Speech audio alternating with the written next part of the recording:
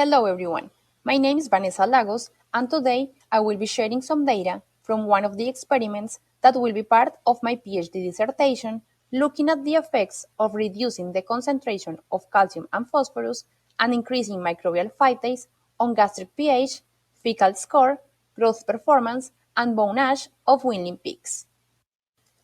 Weaning is a very stressful period for pigs because of environmental, nutritional, physiological, and immunological changes. This, along with the restriction on the use of antibiotic growth promoters, or AGP, results in morbidity, most specifically diarrhea, and mortality. Therefore, alternatives to antibiotic growth promoters have been studied and include direct-fed microbial, prebiotics, acidifiers, and plant extracts.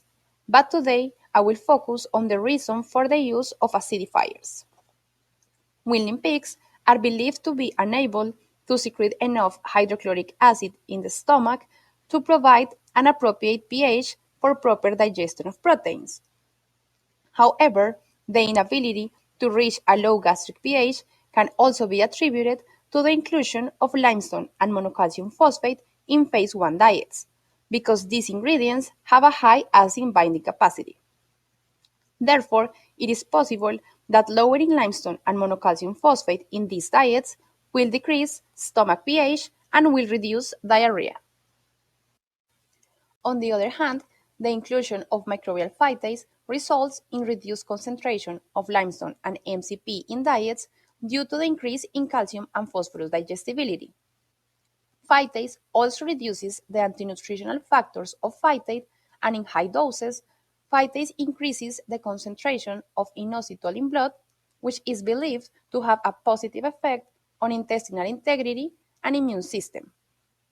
Therefore, phytase may contribute to the reduction of gastric pH and diarrhea and maintaining the immune response of weanling pigs. This would result in improved growth performance without affecting bone ash. With that in mind, I will move on to the objective of this experiment, which was testing the hypothesis that reducing calcium and phosphorus in diets for weanling pigs reduces stomach pH and therefore diarrhea.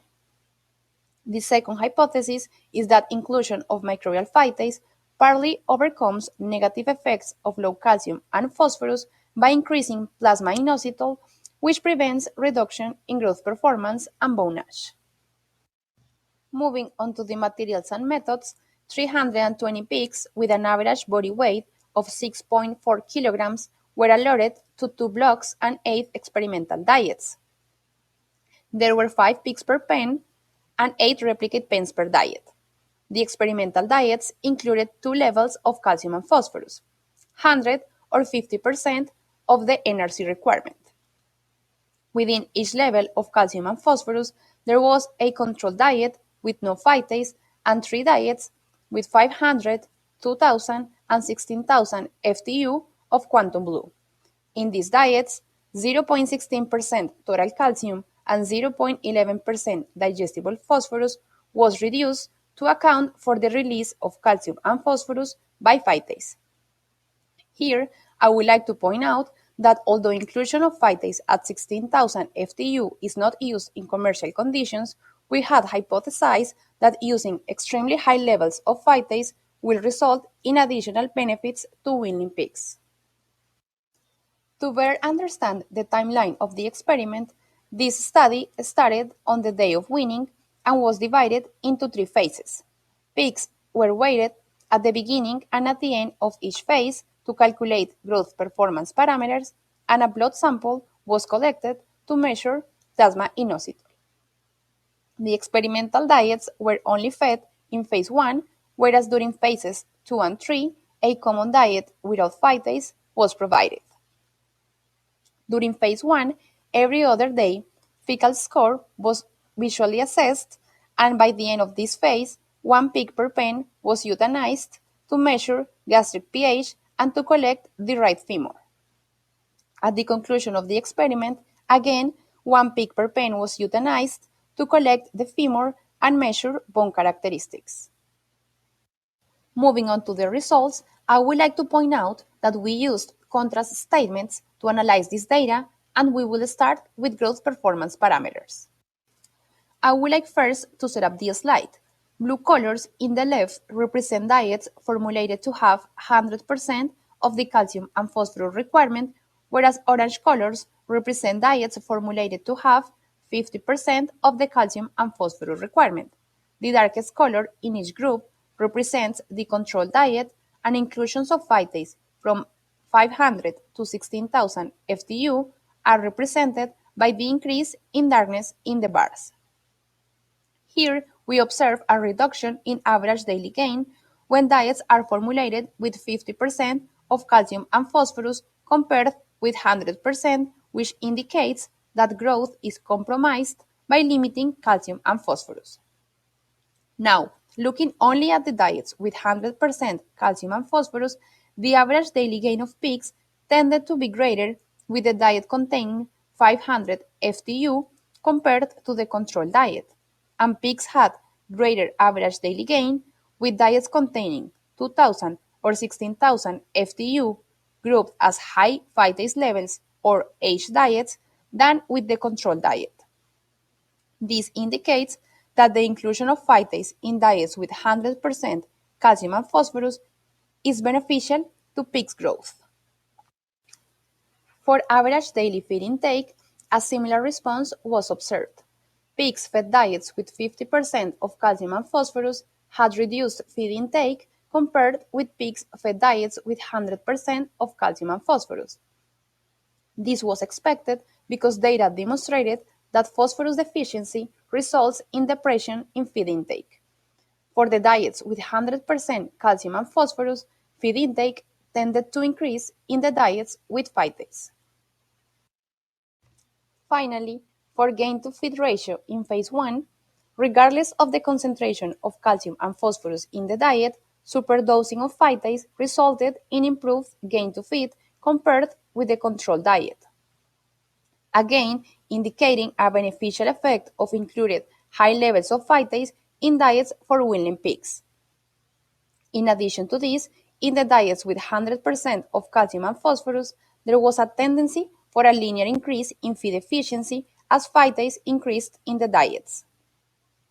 This indicates that there could be an effect of more inositol being present in blood as more phytase is included in the diet. Now, I will jump into the results for gain-to-feed ratio for the overall experimental period because we did not observe any effect of the diet on growth performance parameters during phases 2 and 3. Here, we observe again that gain-to-feed tend to increase as phytase level increases. So the positive effect of phytase remains after 4 weeks, even under diets without phytase. But we also observe in the diets with 50% calcium and phosphorus a reduction in gain-to-feed in the diet with 500 FTU compared with the control diet, which was not expected. We will now look at the results for inositol in plasma of pigs. For this variable, data from day 14, 27, and 42 were analyzed using day -1, the day before weaning, as a covariate. These are the results for day 14, and we can observe that regardless of the concentration of dietary calcium and phosphorus, inclusion of phytase results in increased concentration of inositol in plasma. For diets containing 50% of calcium and phosphorus, there was a tendency for a linear increase in plasma inositol, whereas in diets with 100% calcium and phosphorus, plasma inositol linearly increased as more phytase was included in the diets. These results support the hypothesis that in diets with 100% calcium and phosphorus, increasing levels of phytase increase the concentration of plasma inositol and results in improved feed efficiency. Data from day 27 and 42 will not be showed because none of the contrasts evaluated were significant. I will, however, share the results obtained when the effect of day was taken into account. As we observe here, there was an interaction between diet and day. In this graph, the horizontal axis represents the day, the vertical axis represents the response variable, and the diets are represented by the same colors as in the previous results. So if we focus our attention on day -1, we can observe some variability more than expected, but there is no specific pattern regarding the diets. Now, if we look at day 14, we observe that the two diets without phytase, represented by colors dark blue and brown, result in reduced inositol compared with the diets with phytase. At day 27 and 42, we observe the same pattern in all diets. At day 27, the concentration of inositol in plasma is around 15 micromolar and is increased to around 45 micromolar at day 42. We can conclude from this data that in early phases, inclusion of phytase is important to maintain plasma inositol, but after 6 weeks, pigs are able to increase plasma inositol back to the concentration observed before weaning. Now we are going to move into the results for gastric pH. Surprisingly, we did not observe any differences when 50 and 100% calcium and phosphorus diets were compared, but we did observe a tendency for a reduction in stomach pH in diets with high phytase levels compared with the control diet, and this is regardless of the concentration of dietary calcium and phosphorus. These results then reject our hypothesis that reducing limestone and MCP in diets results in lower stomach pH. For fecal score, we used a 1 to 5 scale where 1 is normal feces and 5 watery diarrhea, and I will show data indicated the frequency of which values of 3 or above were observed. As we can appreciate, there was no effect of dietary treatment on diarrhea frequency. Therefore, the improvement in gain to feed cannot be attributed to a reduction in diarrhea. Lastly, we are going to look at the results for bone ash. As we expected, at day 14, bone ash expressed as grams per femur was greater in diets with 100% calcium and phosphorus compared with 50% diets. At the end of the experiment, there was still a lower concentration of bone ash in diets with 50% calcium and phosphorus than in 100% diets, indicating that pigs will not recover if diets are limited in calcium and phosphorus. In conclusion, lowering calcium and phosphorus reduces growth performance and bone ash, but does not reduce gastric pH or fecal score.